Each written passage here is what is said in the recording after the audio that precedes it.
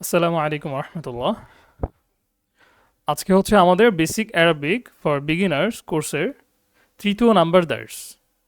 আমাদের আজকের আলোচ্য বিষয় হচ্ছে নাম্বার ১ গত দার্সের পুনর্পাঠ, নাম্বার ২ ইশারাসূচক শব্দ ও তার ব্যবহার, নাম্বার ৩ মা শব্দ দিয়ে প্রশ্নবোধক বাক্য গঠন। ঠিক আছে, মা শব্দ দিয়ে প্রশ্নবোধক বাক্য গঠন কি আমরা আজকে বিস্তারিত দেখব। পাশাপাশি ইশারাসূচক শব্দ, যেমনটা আমরা গত দার্সে দুটো শব্দ পড়েছিলাম, যে হাদা, হাদিহি, দালিকা, তিলকা, যে এটা ওটা, ইনি, ওই। হ্যাঁ, এই যে এগুলো দিয়ে আমরা বলা শিখবো যে এটা একটি কিতাব, এটা একটি খাতা, এটা একটি কলম। হ্যাঁ, এভাবে বলাটা আমরা আজকে শিখবো ইনশাআল্লাহ। আচ্ছা, আমরা গত দার্সে কি পড়েছিলাম? গত দার্সে আমাদের প্রধান আলোচনার বিষয় ছিল হচ্ছে গিয়ে তিনটা। নাম্বার ১ মুআরাব মাবনি এর পরিচয়। ঠিক আছে, মুআরাব মাবনি এর পরিচয় বলতে মুআরাব হচ্ছে ওই সকল শব্দ যার শেষ অক্ষরের হরকত ব্যাকরণিক কারণে পরিবর্তন হতে পারে। নাম্বার ২ মাবনি হচ্ছে ওই সকল শব্দ যার শেষ অক্ষরের হারাকাত বা হরকত কখনোই পরিবর্তন হবে না। মুআরাবের প্রাইমারি অবস্থা হলো তার শেষে সর্বদা পেশযুক্ত থাকে, এক পেশ বা দুই পেশ, যেটাই হোক না কেন আমরা যেভাবে মুখস্থ করব। আচ্ছা, এটা ছিল আমাদের প্রথম আলোচনা, মুআরাব এবং মাবনি। অর্থাৎ আরবি ভাষায় যত শব্দ অর্থ আছে বা যত শব্দ আছে সমস্ত শব্দ দুই ভাগে বিভক্ত, মুআরাব বা মাবনি। বুঝতে পেরেছেন? এটাতে আমরা গত দার্সে যেহেতু বিস্তারিত আলোচনা করেছি, সুতরাং এখন আর খুলে বলার কিছু নাই। নাম্বার ২ হচ্ছে বাক্য গঠন। বাক্য গঠনের ক্ষেত্রে আমরা কিছু নিয়মকানুন শিখেছি, বাক্য গঠন দেখেছি। ঠিক আছে, পাশাপাশি হচ্ছে যে পুরুষ নামের শেষে সর্বদা তানবিন হবে কিছু নাম ব্যতীত। যেমন আমরা একটা নাম আজকে দেখলাম যে ইমরান, তারপর আরেকটা আছে আফফান, ইসমাইল, ইব্রাহিম। হ্যাঁ, এই ধরনের কিছু নাম আছে। আর মেয়ে নামের শেষে কখনোই তানবিন হবে না এবং কখনোই জের হবে না। ঠিক আছে, মেয়ে নামের শেষে কখনোই তানবিন হবে না, এটা তো আমরা জানি। পাশাপাশি আরও একটা আছে যে কখনো জেরও হবে না। আর দমির দিয়ে বাক্য গঠনকালে দমিরকে সর্বদা প্রথমে আনতে হবে, তারপর তার সম্পর্কে যে সংবাদটা দেওয়া হবে সেটা আনতে হবে।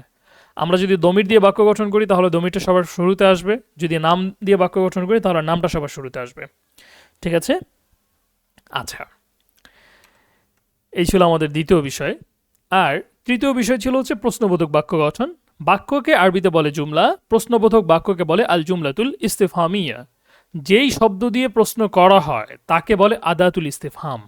ঠিক আছে, আদাত মানে হচ্ছে কি, আদাত মানে হচ্ছে গিয়ে বস্তু বা হচ্ছে পদার্থ ইত্যাদিগুলো বোঝায়। মানে হচ্ছে ইস্তেফহামের প্রশ্ন করার যে মাধ্যমগুলো থাকে সেগুলোকে আদাত বলে, আদাতুল ইস্তেফহাম। যেমন মান, প্রশ্নবোধক বাক্যে ইসমুল ইস্তেফহাম সর্বদা বাক্যের শুরুতে আসবে, এটা মনে রাখতে হবে। হ্যাঁ, প্রশ্নবোধক বাক্যে ইসমুল ইস্তেফহাম, আচ্ছা ইসমুল ইস্তেফহাম না, এটা আদাতুল ইস্তেফহাম হবে। আমরা এটা কারেকশন করে দিচ্ছি। প্রশ্নবোধক বাক্যে আদাতুল ইস্তেফহাম সর্বদা কি আসবে? বাক্যের শুরুতে আসবে। দুই একটা ক্ষেত্রে ব্যতিক্রম হতে পারে, কিন্তু সেই ক্ষেত্রেও ব্যাখ্যা সাপেক্ষে মূলত তাকে শুরুতেই রাখা হয়। আচ্ছা, আর আদাতুল ইস্তেফহাম সর্বদা বাক্যের শুরুতে থাকবে। ঠিক আছে, আমাদের প্রতিদিন পিছনের সকল দার্সের পরে একবার করে হলেও দেখতে হবে। আমাদের টপিক তো খুব কম, তাই না? ছোট ছোট টপিক, ছোট ছোট আলোচনা। তো আপনারা দার্সের আগে, দার্সে বসার আগে কমপক্ষে আধা ঘন্টা আগে তো অন্তত বসবেনই আপনারা, এবং তখন পিছনের দুইটা দার্সে কী কী পড়ছেন, পিছনে তিনটা দার্স গেলে চারটা দার্স গেলে কী কী পড়েছেন তার একটা সামারাইজ মাথায় নিয়ে নেবেন। আচ্ছা, এই দার্সে এটা পড়ছিলাম, এই দার্সে এটা পড়ছিলাম, এভাবে একটা সামারাইজ করে মাথায় নিয়ে নেবেন। তাহলে হবে কি, আমরা যখন সামনের ক্লাসটা করব তখন আমাদের জন্য এই পড়াটা ধরতে কি হবে, সহজ হবে। আচ্ছা, এটা ছিল আমাদের গত দার্সের পুনর্পাঠ। এবার আমরা আমাদের আজকের মূল আলোচনায় চলে যাচ্ছি। আমাদের আজকের মূল আলোচনা ছিল ইশারাসূচক শব্দ ও তার ব্যবহার। ইশারাসূচক শব্দকে আরবি ব্যাকরণিক পরিভাষায় বলা হয় ইসমুল ইশারা। ঠিক আছে, সকলে মনে রাখবেন নামটা, যে ইশারাসূচক শব্দগুলোকে আরবি ব্যাকরণিক পরিভাষায় বলা হয় ইসমুল ইশারা। যেমন হাদা, হাদিহি অর্থ হচ্ছে ইহা, এটা, ইনি, ওই। হ্যাঁ, বিভিন্ন জায়গা বিশেষে এই অর্থগুলো চেঞ্জ হতে থাকবে। যালিকা, তিলকা, উহা, ওটা, উনি, ওই। তো এখানে একটা বোঝার বিষয় হচ্ছে, আমরা জানি আমরা যখন কোনো কিছু ইঙ্গিত করি, ইঙ্গিত করে ইঙ্গিত মানে কি, ইশারা করি। তাই ইশারা শব্দটা মূলত আরবি থেকে আসছে, এই যে ইসমুল ইশারা, ইশারা, যে কোন দিকে ইশারা করছো। তো ইশারা শব্দটা মূলত কি আরবি থেকে। তো আমরা যখনই কোনো কিছু ইশারা করি সেটা দুই ধরনের হয়, হয় বস্তুটা আমাদের নিকটে থাকে অথবা বস্তুটা কি থাকে, দূরে থাকে, তাই না? আচ্ছা, সুতরাং সেই জায়গা থেকে আরবি ভাষায় বিষয়টা এরকম যে নিকটবর্তী কোনো কিছুর দিকে যদি ইশারা করতে হয় সেজন্য আমাদের ব্যবহার করতে হবে হাদা হাদিহি। আর দূরবর্তী কোনো কিছুর দিকে যদি কোনো ইশারা করতে হয় তাহলে আমাদেরকে ব্যবহার করতে হবে দালিকা তিলকা। এর মধ্যে হাদা এবং দালিকা এ দুটো হচ্ছে মুদাক্কারের জন্য নির্ধারিত, এবং হাদিহি এবং তিলকা এগুলো হচ্ছে কি মুআন্নাসের জন্য নির্ধারিত। যেমন আমরা যদি এখানে ব্যবহার দেখি যে হাদা কিতাবুন, আমরা ওই যেমন শিখেছিলাম যে আনা আলিমুন, মুদাক্কারের সাথে মুদাক্কার বসবে, মুআন্নাসের সাথে মুআন্নাস বসবে, এখানেও ঠিক সেম থিং। সেটা কি যে হাদাটা মুদাক্কার, সুতরাং আমি যদি কোনো বস্তুর দিকে ইশারা করতে চাই সেটা যদি মুদাক্কার হয় তাহলে আমাকে হাদা ব্যবহার করতে হবে। যেমন কিতাবুন, কিতাবুন অর্থ হচ্ছে একটি কিতাব। এখন আমি যদি বলতে চাই যে এটা একটি কিতাব বা ইহা একটি কিতাব কিতাব, তাহলে আমাদেরকে অবশ্যই কি বলতে হবে, হাদা কিতাবুন। আবার যদি বলতে চাই মাদ্রাসাতুন, তাহলে মাদ্রাসাতুন এটা তো মুআন্নাস, আমরা বুঝতেই পারছি গোলতায়ের মাধ্যমে, তাহলে আমাদেরকে বলতে হবে কি হাদিহি মাদ্রাসাতুন, এটা একটি মাদ্রাসা, কিংবা ইহা একটি মাদ্রাসা। আচ্ছা, আর দূরবর্তী কোনো কিছুর দিকে ইশারা করার জন্য আমাদের কাছে দুটি শব্দ আছে, একটা হচ্ছে দালিকা তিলকা, দালিকাটা মুদাক্কারের জন্য আর তিলকাটা মুআন্নাসের জন্য। যেমন আমরা যদি বলতে চাই যে দালিকা কিতাবুন, ওটা একটি কিতাব বা উহা একটি কিতাব, ঠিক আছে। আরেকটা হচ্ছে কি তিলকা মাদ্রাসাতুন, তিলকা মাদ্রাসাতুন, তাহলে অর্থ হচ্ছে কি ওটা একটি মাদ্রাসা বা উহা একটি মাদ্রাসা। বুঝতে পেরেছেন? এটা হচ্ছে কি ব্যবহার।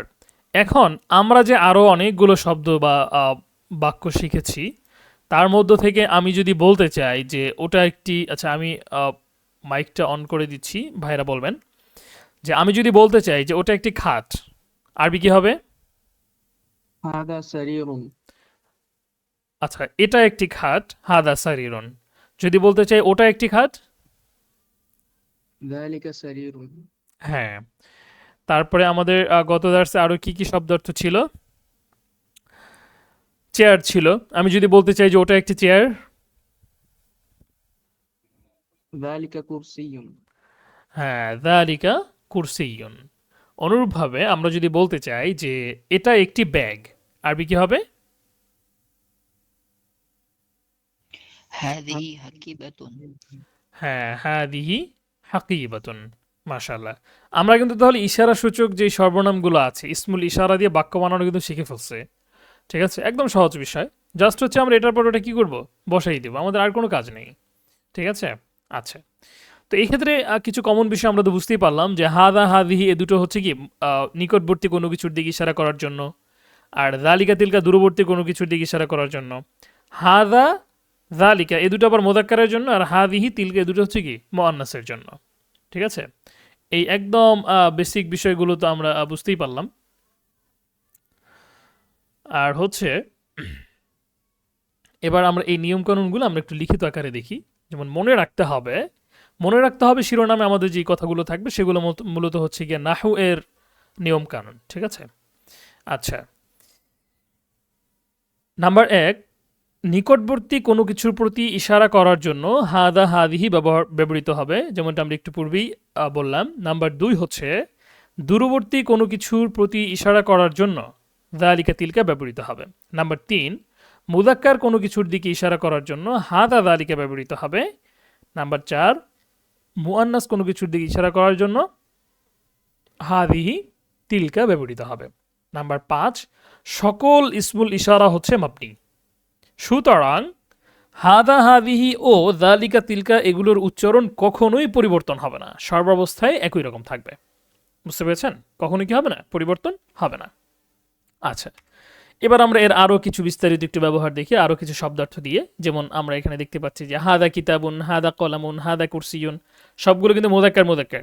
হ্যাঁ, হাদা মিসবাহুন, যালিকা কিতাবুন, যালিকা কলামুন, যালিকা কুরসিয়ুন, যালিকা সারিরুন, যালিকা মিসবাহুন। আর মুআন্নাসের ক্ষেত্রে হাদিহি মাদ্রাসাতুন, হাদিহি হাকিবাতুন, হাদিহি কুররাসাতুন, হাদিহি সাইয়ারাতুন, হাদিহি গুরফাতুন। এভাবে অন্যান্য যা যা আছে সবকিছুই কি সেম। বুঝতে পেরেছেন? আচ্ছা, এখন কথা হচ্ছে আমরা যদি কারো নাম দিয়ে বলতে চাই, আচ্ছা এই বিষয়টা একটু 1 মিনিট পরে আমি একটু বলতেছি, এই স্লাইডটা শেষ হবে এরপরে আমি বলবো। একজন জিজ্ঞাসা করেছেন যে নাহু কাকে বলে, হ্যাঁ এটা আর কি। আচ্ছা, পুরুষ নাম, মানে হচ্ছে আমরা যদি কোনো মানুষের নামের সাথে বলতে চাই, তখন এই হাদা হাদিহি এটার অর্থ হয়ে যাবে কি ইনি। কারণ আমরা জানি আমরা কোনো মানুষকে দেখে অবশ্যই বলি না যে এটা একটা জায়েদ, এটা একটা জায়েদ এভাবে বলি না। বরং অনেক সময় খুব বন্ধুত্বের যদি একটু গভীর বন্ধুত্ব হয় বা ছোটবেলার বন্ধুত্ব, তখন আমরা এইটা বলে অনেক সময় সম্বোধন করি যে এইটা হইল জায়েদ, ওইটা হইল খালেদ, এভাবে বলি। কিন্তু এভাবে বলাটা এটা ওই বন্ধুত্বের ওই জায়গাটায় চললেও স্বাভাবিক পরিবেশের মধ্যে এটা চলে না। তখন আমরা একটা সম্মানসূচক শব্দ ব্যবহার করি যে ইনি, ইনি হচ্ছেন মোহাম্মদ। সেক্ষেত্রে আমরা আরবিতে কি বলবো? হাদা মুহাম্মাদুন, হাদা খালিদুন, হাদা রশিদুন, হাদা বাশিরুন। ঠিক আছে? হাদিহি ফাতিমাতু, ইনি ফাতিমা। তারপরে হচ্ছে হাদিহি খাদিজাতু, ইনি খাদিজা। দেন হচ্ছে হাদিহি তাবাসসুমু, ইনি তাবাসসুম। এখানে কিন্তু আমরা দেখতে পাচ্ছি যে নাম মেয়ে নাম হওয়ার কারণে আমরা কি করছি না, এগুলোর শেষে, মেয়ে নাম হওয়ার কারণে এগুলোর শেষে কিন্তু আমরা কোনোভাবেই তানভিন দিচ্ছি না। বুঝতে পেরেছেন? আচ্ছা, তারপরে যে দূরে যদি থাকে, তিলকা ফাতিমা, তো উনি হচ্ছেন ফাতিমা। আমরা জিজ্ঞাসা করতে পারি যে মানহিয়া, সে কে, তাই না? অনেক সময় এমন হয় না যে দূরে একটা মেয়ে দাঁড়িয়ে আছে, আমরা জিজ্ঞাসা করলাম যে মানহিয়া, সে কে, তখন তার উত্তরে কি আসে? যে হিয়া, হিয়া মুআল্লিমাতুন, বা হচ্ছে আমরা বলি যে তিলকা ফাতিমাতু, উনি হচ্ছেন কি ফাতিমা। এরকম প্রশ্ন আসতে পারে যে মান তিলকা, মান তিলকা, এরকম প্রশ্নও কি আসতে পারে। বুঝতে পেরেছেন? আচ্ছা, আপনারা কেউই কি জেমিনি ইআই দিয়ে কিছু চেক করতেছেন নাকি? আচ্ছা, জেমিনি ইউজটা বন্ধ করে দিলাম। জেমিনি দিয়ে কি যেন নোটস নিচ্ছেন।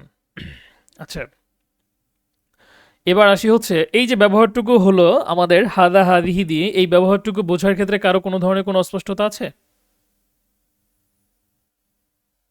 হুম? না উস্তাদ। বোনদের কারো কোনো অস্পষ্টতা আছে?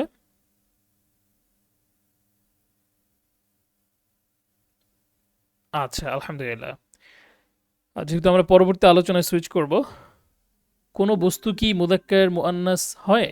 আচ্ছা, এই প্রশ্নের উত্তর আমরা অনেক আগেই দিয়েছি। যে ট্রান্সক্রিপ্ট কে চালু করছেন আবার? খুবই মুশকিল তো দেখা যায়। আপনারা মনোযোগ দিয়ে পড়া ধরেন। হ্যাঁ, এটা বন্ধ করে কোত্থেকে?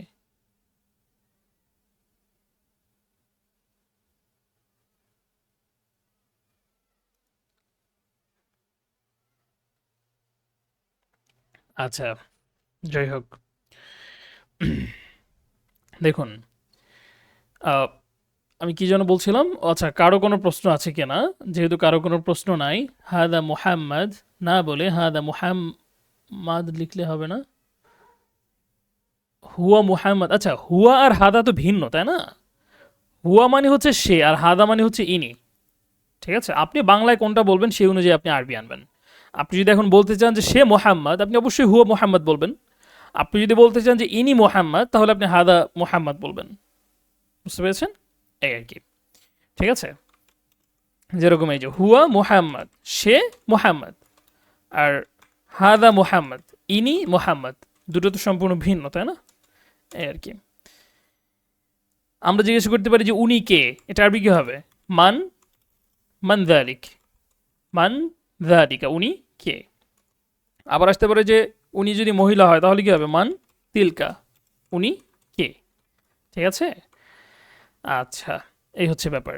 এখন কথা হচ্ছে, আমাদের একটা প্রশ্ন ছিল যে নাহু কাকে বলে, নাহু কাকে বলে। তা নাহু কাকে বলে এটা আগে বুঝতে হবে যে অ্যারাবিক ব্যাকরণ আসলে মূলত কিরকম। ঠিক আছে? অ্যারাবিক ব্যাকরণ, অ্যারাবিক ব্যাকরণকে আরবিতে বলে কাওয়াইদ। কি বলে? কাওয়াইদ। মূল শব্দটা হচ্ছে কাওয়াইদু, তো আমরা বলার ক্ষেত্রে কাওয়াইদ এভাবে অক্ষ করে বলে আর কি। কাওয়াইদ অর্থ হচ্ছে কি? অ্যারাবিক ব্যাকরণ। তো অ্যারাবিক ব্যাকরণের দুইটা পার্ট আছে, একটা হচ্ছে ইলমুন নাহউই, একটা হচ্ছে ইলমুন নাহু, আর একটা হচ্ছে ইলমুস সরফ।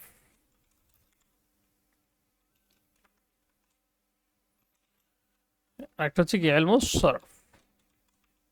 তো ইলমুন নাহু কোনটা? একদম সহজে, আমি অত বিস্তারিত বুঝাবো না, সহজ ভাষায় বুঝবেন যেটা। আচ্ছা, এটাকে আমরা একটু সিরিয়ালটা চেঞ্জ করি, আর নাহুটাকে পরে নিয়ে আসি, সরফটাকে আগে নেই। যদিও বলার সময় নাহু সরফ এভাবে বলা হয়, সরফ নাহু কেউ বলে না, কিন্তু সিরিয়াল, আসল সিরিয়াল হচ্ছে কি এভাবে। ব্যাকরণ, আরবি ব্যাকরণ দুই ধরনের হয়, একটা হচ্ছে ইলমুস সরফ, একটা হচ্ছে ইলমুন নাহু, মানে নাহু সরফ। তো এর মধ্যে সরফের কাজ হচ্ছে শব্দ নিয়ে কাজ করা। সরফের কাজ কি? শব্দ নিয়ে কাজ করা। যেমন হচ্ছে কলামুন শব্দটা, এই কলামুন শব্দের বহুবচন কি হবে? কলামুন শব্দের বহুবচনটা হবে আকলামুন। হ্যাঁ, এই যে আকলামুন। অনুরূপভাবে আমরা যদি বলি যে কি বলে মুআল্লিমুন, মুআল্লিমুন শব্দ বললাম, এখন মুআল্লিমুন বলার পরে এটার মুআন্নাস শব্দটা কি হবে? ঠিক আছে, এটা ডিসাইড করবে কে? সরফ। তার কাজ হচ্ছে শব্দ ভাণ্ডার তৈরি করা।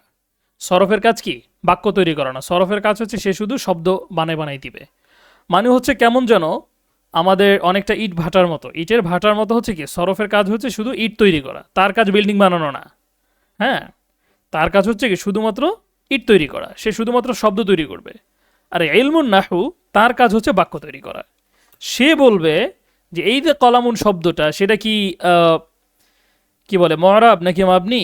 তারপর হচ্ছে এই শব্দটা কি হচ্ছে, বাক্যের শুরুতে আসবে নাকি শেষে আসবে?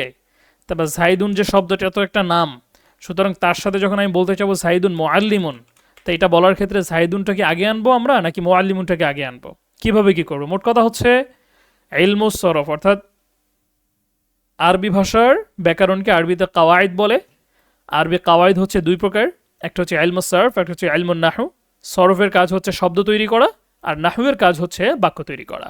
ঠিক আছে, একদম সংক্ষিপ্ত আকারে এতটুকু মনে রাখবেন। সুতরাং বাক্য তৈরি রিলেটেড যত নিয়মকানুন আমরা পড়ব, সমস্ত কিছু দেখবেন ইলমুন নাহুয়ের অধীনে আসতেছে। যেমন আমরা আজকে যে একটা নিয়ম পড়লাম, ঠিক আছে, যে হাদা ইত্যাদি নিয়ে, এগুলো হচ্ছে কি ইলমুন নাহুয়ের নিয়মকানুন। আর যখনই শব্দ নিয়ে কোনো কিছু আমরা পড়বো, ঠিক আছে, শব্দ নিয়ে যখন কোনো কিছু পড়বো, যেমন হচ্ছে আমরা যখন ভার্ব নিয়ে আলোচনা করব, তো ভার্বের মধ্যে খুব মানে ভার্বের মধ্যেই ইলমুস সরফের শব্দ তৈরির বিষয়টা খুব বেশি ফুটে ওঠে। যেমন আমরা যদি বলি যে যাহাবা, যাহাবা বললাম, যাহাবা মানে সে গিয়েছে, এটা হচ্ছে মানে যাওয়ার কি পাস্ট ফর্ম, এবং পাস্ট ফর্ম এবং হচ্ছে থার্ড পারসন সিঙ্গুলারের জন্য যাহাবা। আর আমি যদি এখন থার্ড পারসন সিঙ্গুলার হয়ে সে যদি মুআন্নাস হয়, তাহলে কি হবে?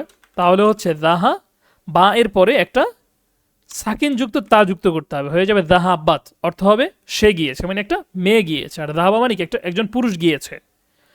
আবার যদি আমি বলতে চাই তুমি গিয়েছো, তাহলে কি করতে হবে? তাহলে হচ্ছে এই যে যাহাবাত শব্দটা, হ্যাঁ, এই যে যাহাবাত শব্দটা, এই যাহাবাত শব্দ এর মধ্যে শেষের যে মানে তায় সাকিন আছে, এটাতে একটা জবর দিতে হবে, এবং তার আগের যে অংশটা বা, সেটাতে সাকিন দিতে হবে। হ্যাঁ, হয়ে যাবে যাহাবতা মানে তুমি গিয়েছো। এবার যদি আমি বলতে চাই তুমি একজন মেয়ে গিয়েছো, মানে এটা হচ্ছে একজন পুরুষ গেছে। হ্যাঁ, আর যদি কোনো একজন ফিমেল পার্সন হয় যে তুমি গিয়েছো, তখন কি হবে? তাতে জের হবে, মানে আংতাতে যেরকম আংতা, আংতা এর তাটা এখানে যাবে, এবং আংতি এর তিটা এখানে আসবে। আর যদি বলতে চাই আমি গিয়েছি, তাহলে এখানে এই তাটাতে জবরের জায়গায় বা জেরের জায়গায় পেশ হয়ে যাবে। তো এই যে মানে সিরিয়ালটা তৈরি করলো, এখানে তো আমরা বাক্য নিয়ে কোনো কথা বলতেছি না, তাই না? আমরা বলতেছি কি, আমরা ভার্ব বানাইতেছি, ভার্ব রূপান্তর করতেছি, তার একটা ফর্ম থেকে আরেকটা ফর্মে যাচ্ছি আমরা। তারপর হচ্ছে একটা পার্সন থেকে আরেকটা পার্সনের জন্য আমরা শব্দ বানাচ্ছি। তো এই যে বানানোর পদ্ধতিটা, এইটাকে কি সরফের কাজ।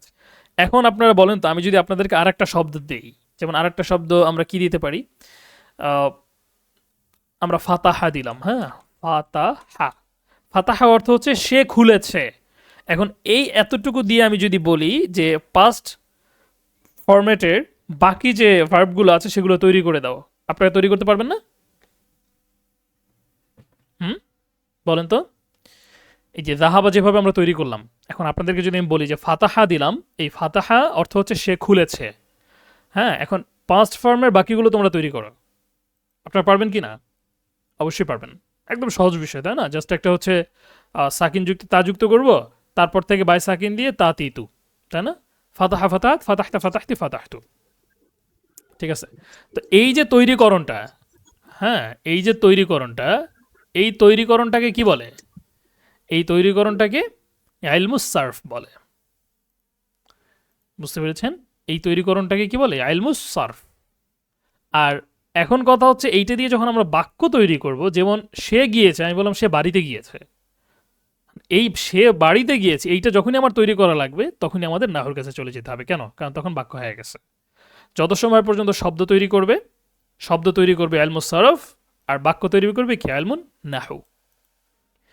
সুতরাং আপনারা বুঝতে পারছেন যে নাহু কাকে বলে এবং সার্ফ কাকে বলে। ঠিক আছে?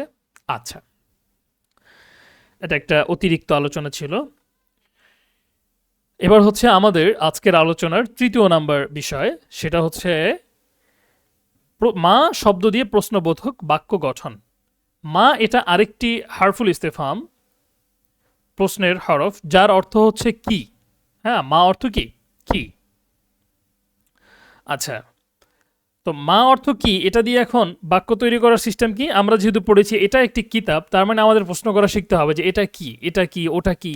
হ্যাঁ, এই প্রশ্নের ধরনটা একদমই সোজা, একদমই সোজা। সেটা হচ্ছে কি? মা হাদা, মা হাদিহি। আপনারা হাদা হাদিহি শুরুতে শুধুমাত্র মা শব্দ যুক্ত করে দিবেন। নিকটবর্তী কোনো কিছুর ব্যাপারে যদি আমাদের জিজ্ঞেস করতে হয় যে এটা কি বা ওটা কি, তাহলে কি মা হাদা এটা কি, মা দালিকা বা মা তিলকা অর্থ হচ্ছে কি ওটা কি। বুঝতে পেরেছেন? সেম, মানে এখানে তেমন বোঝারও কিছু নাই, একদমই সহজ একটা কথা, তেমন কোনো চেঞ্জেসও আসবে না, কিছু না। যেমন একটা কিতাবের দিকে লক্ষ্য করে আমি যদি বলি যে এটা কি, মা হাদা, উত্তর আসবে কি হাদা কিতাবুন। যদি কোনো একটা মাদ্রাসার দিকে লক্ষ্য করে বলি যে মা হাদিহি, উত্তর আসবে কি হাদিহি মাদ্রাসাতুন। বুঝতে পেরেছেন? এই হচ্ছে কি বিষয়। এখন আপনাদেরকে আমি একটা প্রশ্ন করি যে মা এবং মান এই দুটোর ভিতরে কি পার্থক্য?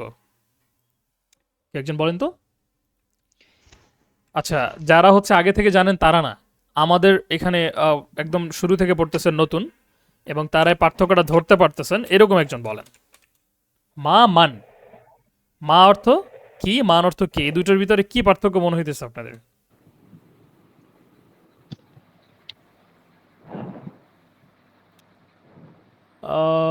আনমিউট করে রাখছেন কে? কেউ যদি কথা বলতে চান মিউট করে কথা বলে সাথে সাথে অফ করে দিতে হবে, হ্যাঁ, অন্যথায় নয়েজ আসে। আচ্ছা, হ্যাঁ, অনেকে অনেক বলতেছেন যে কে এবং কি একটা ব্যক্তির ক্ষেত্রে আর একটা বস্তুর ক্ষেত্রে একটা ব্যক্তিকে বোঝায়। হ্যাঁ, মাশাআল্লাহ। তো এখানে এই বিষয়টা সুস্পষ্টভাবে বোঝাই যাচ্ছে, কারণ কি, কি দিয়ে আমরা সাধারণত কোনো ব্যক্তি সম্পর্কে প্রশ্ন করি না, তাই না? আমরা বলি যে এটা কি, ওটা কি, এবং সেক্ষেত্রে অনেক প্রাণীও কি চলে আসে এই বস্তুর মধ্যে চলে আসে, যেরকম হচ্ছে গরু ছাগল, তাই না? গরু ছাগল, হাঁস মুরগি, এই যে প্রাণীগুলো, এগুলোর ক্ষেত্রে আমরা অবশ্যই এর দিকে ইশারা করে বলবো না যে এটা কে, তাই না? এটা যদিও একটা প্রাণী, কিন্তু আমরা বলবো কি যে এটা কি। হ্যাঁ, আর মান দিয়ে কার ক্ষেত্রে প্রশ্ন করব? মানুষের ক্ষেত্রে, যে ইনি কে বা এইটা কে। বুঝতে পেরেছেন? তো এই ব্যাপারটাই আমরা হচ্ছে একটু সংক্ষেপে বোঝার চেষ্টা করি যে মান শব্দ দিয়ে সাধারণত প্রশ্ন করা হবে ইন্টেলিজেন্ট যেই প্রাণীগুলো আছে। ঠিক আছে? ইন্টেলিজেন্ট প্রাণী বলতে কারা? মানুষ, ফেরেশতা এবং জিন। মানুষ, ফেরেশতা, জিন, এই তিনটা শ্রেণী হচ্ছে কি ইন্টেলিজেন্ট। এদেরকে আরবিতে বলে হচ্ছে আকিল। ইন্টেলিজেন্ট মানে কি? আরবিতে হচ্ছে কি আকিল, মানে জ্ঞানী, বুদ্ধিমান। আর মা যে শব্দটা আছে, মা অর্থ হচ্ছে কি কি। এটা দিয়ে সাধারণত প্রশ্ন করা হবে কি নন ইন্টেলিজেন্ট যারা আছে তাদের সম্পর্কে। আর এটাকে আরবিতে বলে গাইরুল আকেল। গাইরু শব্দটা কিন্তু আমাদের অনেক পরিচিত শব্দ। কোত্থেকে পরিচিত কেউ একজন বলেন তো দেখি। হুম, সূরা ফাতিহা। হ্যাঁ, গায়রু শব্দটা তো আমরা প্রতিদিন পড়ি, তাই না? গায়রিল মাগদুবি আলাইহিম ওয়ালাদ্দাল্লিন। তা গায়ের মানে হচ্ছে কি বিপরীত, আকেল মানে জ্ঞানী, গায়রুল আকেল মানে কি আকেল নয়। ঠিক আছে? গায়রুল আকেল মানে কি আকেল নয়, মানে নন ইন্টেলিজেন্ট। যেরকম ওখানে যে নন শব্দটা, এই নন শব্দটা হচ্ছে কি এখানে গায়ের। বুঝতে পেরেছেন? গায়রুল আকেল মানে আকেল ছাড়া অন্য যা কিছু আছে সব কিছু, ইন্টেলিজেন্স ছাড়া যা কিছু আছে সব কিছু। তার মানে আমরা বুঝতে পারলাম যে মান শব্দটা ব্যবহৃত হবে কি আকেলের জন্য। আকেল মানে বুদ্ধিজ্ঞান সম্পন্ন প্রাণী, আর গায়ের আকেল মানে হচ্ছে কি যারা বুদ্ধিজ্ঞানহীন। তো আকেল হিসেবে আমাদের পুরা বিশ্বের মধ্যে আমরা তিনটা প্রাণীকে নির্বাচন করি, একটা হচ্ছে মানুষ, ফিরিস্তা, জিন। বুঝতে পেরেছেন? এই আর কি। এটা হচ্ছে প্রধান ব্যবহার। আর আল্লাহ তাআলা স্বাভাবিকভাবেই মানের অন্তর্ভুক্ত হবেন। যেমন আল্লাহ তাআলা সম্পর্কে যদি আমরা জিজ্ঞাসা করতে চাই যে আল্লাহ কে, তাহলে অবশ্যই বলবো যে মান আল্লাহ, আল্লাহ কে, মান রসুল। রাসূল যেহেতু মানুষ, সুতরাং তার ক্ষেত্রে তো আর আমাদের কথা নাই। তো আল্লাহ তাআলার ক্ষেত্রে আমাদেরকে মান শব্দ ব্যবহার করতে হবে। এছাড়া বাকি যা কিছু আছে সমস্ত ক্ষেত্রে কি আমরা মা শব্দটা ব্যবহার করব। একদম ছোট্ট একটা আলোচনা। এই কথাটাই এখানে আমাদের একটু হালকা পাতলা বলা আছে যে মা শব্দ দিয়ে শুধুমাত্র জ্ঞান বুদ্ধিহীন প্রাণী ও বস্তু সম্পর্কে কেবল প্রশ্ন করা যাবে। কারণ এটা অর্থ হচ্ছে কি, এটা দিয়ে তো আর মানুষকে সম্পর্কে জানা যাবে না। তাহলে মানুষ, ফেরেশতা, জিন ও আল্লাহ তাআলা সম্পর্কে প্রশ্ন করতে হলে অবশ্যই মান শব্দ দিয়ে প্রশ্ন করতে হবে। যেমন বলতে হবে মান হাদা মান হাদিহি, ইনি কে, মান যালিকা মান তিলকা, উনি কে। বুদ্ধিজ্ঞান সম্পন্ন প্রাণীকে আরবিতে বলা হয় আল আকিল। বুদ্ধি জ্ঞানহীন প্রাণী ও বস্তুকে আরবিতে বলা হয় গায়রুল আকিল, যাদের কি নাই, আকল নেই। ঠিক আছে। আচ্ছা আচ্ছা, গরু ছাগলের কি আকল আছে, আপনারা কি বলেন? হুম, গরু ছাগলের কি আকল নাই? আকল মানে কি, বুদ্ধি নাই ওদের?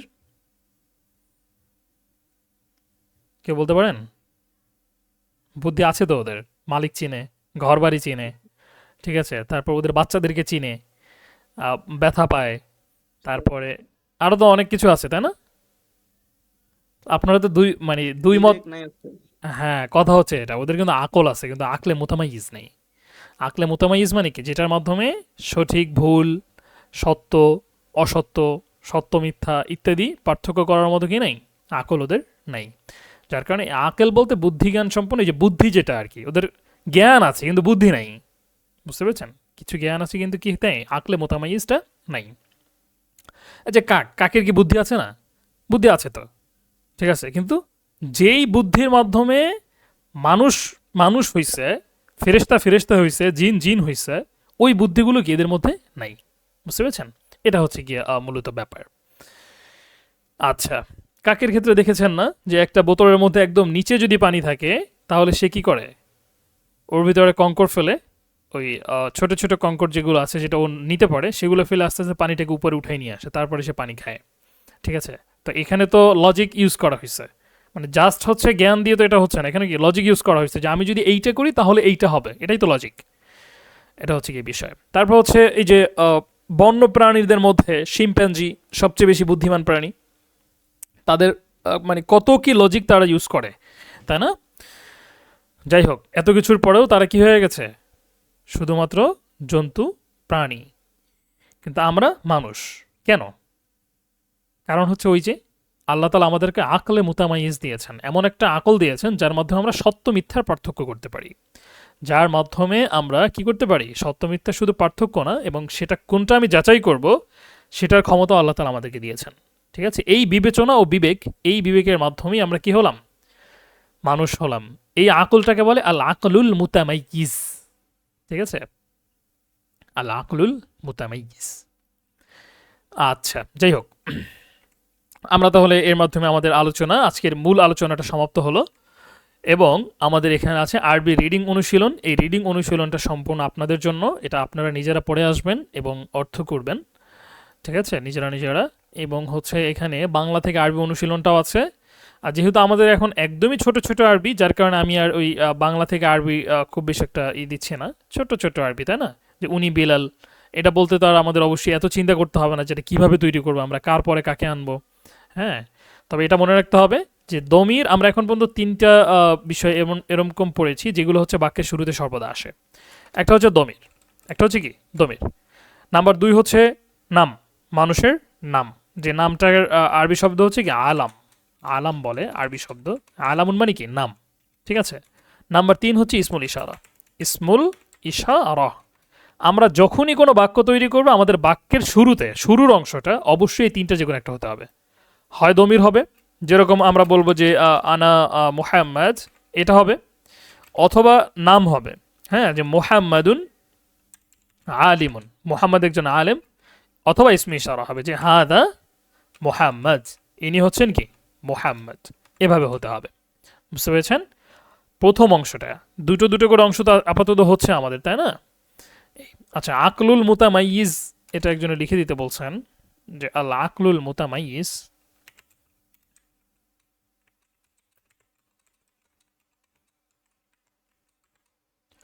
আল আকলুল মুতামাইয়িজু, আকলে মুতামাইয়িজ।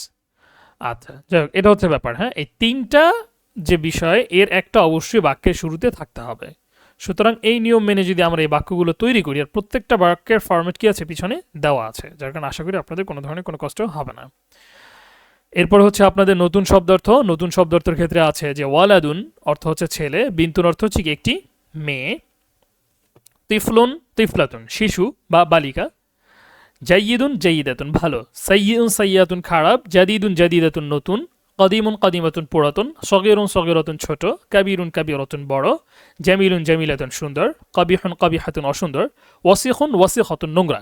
এই যে শব্দগুলো তৈরি করা হয়েছে, এটা মুযাক্কার, এটা মুআন্নাস, এগুলা কে করছে? নাহু করছে না সরফ করছে? বলেন তো, এটা কে করেছে? صرف হ্যাঁ, এটা কিন্তু সরফ করেছে। ঠিক আছে। আচ্ছা, কারণ কি? কারণ নাহুর কাজ হচ্ছে বাক্য তৈরি করা, সরফের কাজ হচ্ছে কি? শব্দ তৈরি করে দেওয়া। যেমন আমরা এই যে বলতেছি যে শেষ অক্ষরের হরকতে পেশ থাকবে, হ্যাঁ, যখন সরফ এগুলো তৈরি করে দিবে, তখন নাহুয়ের শুধুমাত্র একটা জায়গায় এক্সেস থাকবে। বুঝতে পেরেছেন? নাহুর কয় জায়গায়? শব্দের শুধুমাত্র একটা জায়গায় এক্সেস থাকবে পরিবর্তন করার জন্য, সেই এক্সেসটা হচ্ছে তার শেষ অক্ষর। বুঝতে পেরেছেন? তার কি শেষ অক্ষর। যেমন এই যে জাইদুন শব্দটা, এটাকে হচ্ছে মনে করেন সরফ তৈরি করে নাহুর কাছে দিছে, নাহুর শুধুমাত্র কি আছে? এই যে দাল শব্দটা, এই দাল শব্দটার উপর তার এক্সেস আছে। সে চাইলে এটার হরকত কি করতে পারে? বিভিন্ন কারণে সে চেঞ্জ করতে পারবে, এছাড়া তার অন্য কোনো হরকতের উপর কোনো এক্সেস নাই। এখানে যে জাইদুন, ঝালে যে জবর আছে, ইয়াতে যে সাকিন আছে, সে এটা কখনোই কি করতে পারবে না? চেঞ্জ করতে পারবে না। যেরকম হচ্ছে মুআল্লিমুন, হ্যাঁ, মুআল্লিমুন, এখানেও সেম কথা। এখানে নাহুয়ের এক্সেস আছে শুধুমাত্র কিসে? ওই মিমটাতে। এই মুনের মধ্যে হচ্ছে কি শুধুমাত্র এক্সেস আছে, কিন্তু মুআল্লি এর ভিতরে কি নেই? কোনো এক্সেস নাই। সে মুআল্লিমুনটাকে কখনো কখনো গিয়া মুআল্লিমানও বানিয়ে ফেলতে পারবে। ঠিক আছে, কখনো গিয়ে মুআল্লিমান বানিয়ে ফেলতে পারবে, মুআল্লিমান এমন হবে। এটা আমরা দেখবো, এটা আমরা শেষ দর্শের দিকে দেখবো ইনশাআল্লাহ। মুআল্লিমান অনুরূপভাবে হচ্ছে সে মুআল্লি মিনও বলতে পারবে। বুঝতে পেরেছেন? শেষ যে অক্ষরটা এখানে এক্সেস থাকবে, বাকিগুলোর উপর তার কোনো এক্সেস নাই নাহুর। বাকিগুলো হচ্ছে কি সরফ বানিয়ে যেভাবে দিবে সেভাবে আমাদের ব্যবহার করতে হবে। আচ্ছা, এখানে হোমওয়ার্কের জন্য আপনাদের আরও কিছু শব্দ অর্থ দিয়ে দেওয়া হয়েছে, যে কামিসুন অর্থ হচ্ছে জামা, ফিরাসুন অর্থ হচ্ছে বিছানা, বাইতুন অর্থ হচ্ছে ঘর, বাবুন অর্থ হচ্ছে দরজা, কারিয়াতুন অর্থ হচ্ছে গ্রাম, মাদিনাতুন অর্থ হচ্ছে শহর। গত ব্যাচে কয়েকজনে বারবার এটা প্রশ্ন করছিলেন যে বিছানা এবং খাট এ দুটোর ভিতরে কি পার্থক্য? হুম, বিছানা এবং খাট এ দুটোর মধ্যে কি পার্থক্য? সহজ বিষয়। খাট হচ্ছে কাঠের যে কাঠামোটা থাকে সেটা হচ্ছে কি খাট, আর কাঠের উপরে ল্যাপ তোষকের যে কাঠামো বা যেই বস্তুগুলো থাকে সেটা হচ্ছে কি বিছানা। বুঝতে পেরেছেন? এই হচ্ছে গিয়ে বিষয়। আচ্ছা, এরপর হচ্ছে আপনাদের বাড়ির কাজ। বাড়ির কাজ হচ্ছে ইসমুল ইশারার ব্যবহারটি ভালোভাবে বোঝা। নাম্বার 2, ইসমুল ইশারা এর সাথে নতুন শব্দ ব্যবহার করে 16টি বাক্য বানানো। 4টা মুযাক্কার শব্দ, 4টা মুআন্নাস শব্দ, 4টা পুরুষ, 4টা মহিলা, প্রশ্নবোধক বাক্য সহ নতুন শব্দগুলো ভালোভাবে বুঝে খাতায় লিখে জমা দেওয়া। আচ্ছা, আমরা প্রশ্ন উত্তর পর্বে যাওয়ার আগে আমরা আরেকবার একটু দেখে নিই যে আমরা কি কি পড়লাম আজকে। আমাদের 2 নম্বর আলোচনা ছিল এখান থেকে যে ইশারাসূচক শব্দ ও তার ব্যবহার। এখানে আমরা দেখেছি যে ইশারাসূচক শব্দকে আরবিতে বলা হয় ইসমুল ইশারা, আর হাদা হাদি নিকটবর্তী কোনো কিছুর দিকে ইশারা করার জন্য হাদাটা মুযাক্কার, হাদিটা মুআন্নাস। যালিকা তিলকা দূরবর্তী কোনো কিছুর দিকে ইশারা করার জন্য যালিকা মুযাক্কার, তিলকাটা কি মুআন্নাস। এখানে এর কি আছে? উদাহরণ দেওয়া আছে। এখানে কিছু নিয়ম বলা হয়েছে যেগুলো আমরা আগে থেকেই কেবলই বললাম, জানি। 5 নম্বর একটা নিয়ম আছে, সকল ইসমুল ইশারা হচ্ছে মাবনি। সুতরাং এই ইসমুল ইশারা এর উচ্চারণ কখনোই কি হবে না? চেঞ্জ হবে না। আমরা কোরআন কারীমের মধ্যে এটা প্রচুর দেখবো, তাই না? তিলকা আশরাতুন কামিলা, যালিকাল কিতাবু লা রাইবা ফি, তাই না? এভাবে হাদিহি জাহান্নামুল্লাতি, এভাবে। বুঝতে পেরেছেন? আচ্ছা, তারপরে এখানে কিছু উদাহরণ দেওয়া হয়েছে। এখানে মানুষের নামের সাথে মিলিয়ে উদাহরণগুলো দেওয়া হয়েছে। এরপরে আমরা এখানে মা শব্দের ব্যবহার দেখেছি, যে মা দিয়ে আমরা কোনো বস্তু সম্পর্কে জিজ্ঞেস করতে পারি। মা দিয়ে সাধারণত কি বস্তুর পরিচয় জানা হয় আর কি, যে মা হাদা এটা কি, তার মানে আমি এটার পরিচয় জানতে চাচ্ছি। ঠিক আছে, বিস্তারিত আমাকে এটা তথ্য দাও, মা হাদা এটা কি। আমরা তখন উত্তর বলবো যে হাদা কিতাবুন, হাদা কিতাবুন জাইয়িদুন এটা একটা ভালো কিতাব। হ্যাঁ, এটা ভালো কিতাব ইত্যাদি এটা তো আমরা এখনো পড়ি নাই, এটা আমরা ইনশাল্লাহ আগামী দার্সে পড়ে ফেলবো। আচ্ছা, এগুলো মা জালিকা মা তিলকা, এখানে মা এর ব্যবহার দেখানো হয়েছে। পাশাপাশি এখানে একটা পার্থক্য বলা হয়েছে মা এবং মানের মধ্যে, যে মা দিয়ে হচ্ছে বস্তু সম্পর্কে প্রশ্ন করা হয় আর মান দিয়ে ব্যক্তি সম্পর্কে প্রশ্ন করা হয়। ঠিক আছে, বাস এতটুকুই। তো এটাকে আমরা আরেকটু একাডেমিক করার চেষ্টা করেছি কথাটাকে, সেটা হচ্ছে যে মা দিয়ে সাধারণত প্রশ্ন করা হয় গায়রে আকল সম্পর্কে, যার কোনো বুদ্ধিজ্ঞান নাই, আর হচ্ছে মান দিয়ে প্রশ্ন করা হয় আকল সম্পর্কে, অর্থাৎ মানুষ, ফেরেশতা, জিন এবং আল্লাহ তাআলা সম্পর্কে মান দিয়ে প্রশ্ন করা হয়। আচ্ছা, এরপরে ছিল আপনাদের আরবি রিডিং অনুশীলন, বাংলা থেকে আরবি অনুশীলন, এরপরে আপনাদের নতুন শব্দার্থ। ঠিক আছে, আগামী দার্সে পড়াটা দেখলাম, মানে বাড়ির কাজটা দেখলাম। আগামী দার্সে আমরা পড়বো মৌসুফ সিফাত, গুণবাচক শব্দের ব্যবহার। মানে আমরা তো আজকে বলেছি যে এটা একটি কিতাব, আগামী দার্সে আমরা এটা পড়া শিখবো যে এটা একটি সুন্দর কিতাব। হ্যাঁ, পাশাপাশি মারিফা ও নাকেরা, নির্দিষ্ট অনির্দিষ্ট শব্দের ব্যবহার, এটা একটা দেখব। এটার ব্যবহারটা হচ্ছে এরকম, আমরা তো এখন বললাম যে এটা একটি কিতাব, এটা একটি সুন্দর কিতাব। তো কিতাবটি সুন্দর, মাদ্রাসাটি বড়, বাড়িটি ভালো।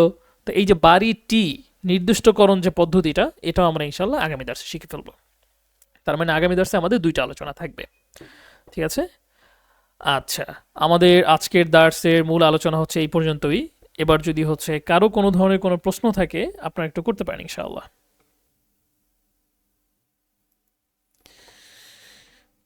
সৌরভ নামের কোনো আরবি অর্থ আছে, কিংবা কিভাবে লিখবা? আছে, সৌরভ নামের কোনো আরবি অর্থ নাই। সৌরভ নামটা হচ্ছে তো বাংলা থেকেই সরাসরি।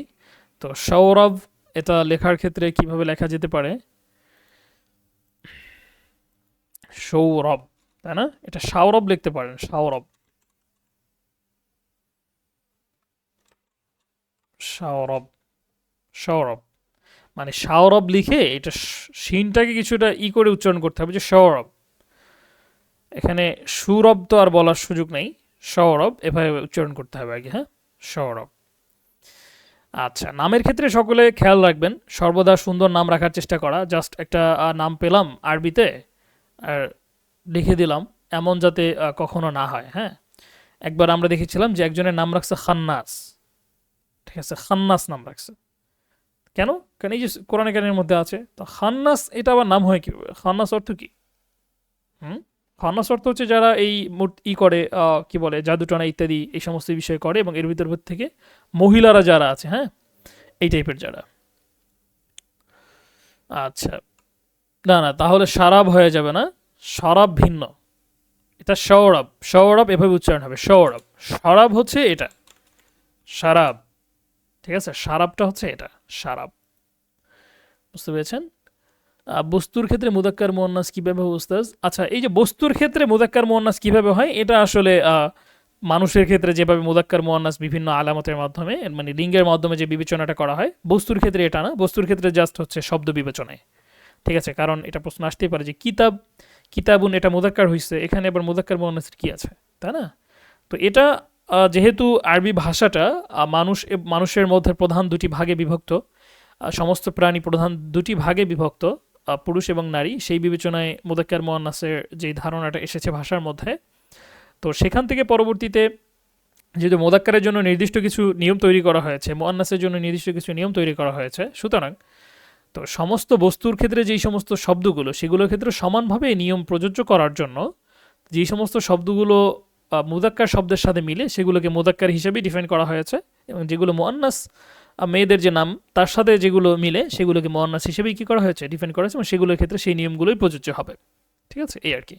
এমনিতে তাদের মুদাক্কার মুয়ান্নাসের ধারণাটা শুধুমাত্র শব্দকেন্দ্রিক, অর্থকেন্দ্রিক না। বুঝতে পেরেছেন? আয়েশা সিদ্দিকা প্রশ্ন করেছিলেন। আচ্ছা, ঠিক আছে, তাহলে আমাদের আজকের সময় যেহেতু ওভার হয়ে গিয়েছে, আমাদের আজকের দার্সটা এই পর্যন্তই থাকলো। আচ্ছা, আমরা তাহলে সকলে মাজলিস শেষের দোয়া পড়ে নেই। নবী করিম সাল্লাল্লাহু আলাইহি সাল্লাম বলেছেন যে যখন কোনো মাজলিস হয় এবং মাজলিস শেষে যদি এই দোয়াটা পড়া হয়, তাহলে তাদের ওই মাজলিসের মধ্যে যদি কোনো ভুল ত্রুটি থাকে, সমস্ত কিছু আল্লাহ তাআলা ক্ষমা করে দেন। আচ্ছা, সুবহানাল্লাহি ওয়া বিহামদিহি, সুবহানাকাল্লাহুম্মা ওয়া বিহামদিকা, আশহাদু আল্লা ইলাহা ইল্লা আনতা, আস্তাগফিরুকা ওয়া আতুবু ইলাইক। আসসালামু আলাইকুম ওয়া রাহমাতুল্লাহি ওয়া বারাকাতুহু।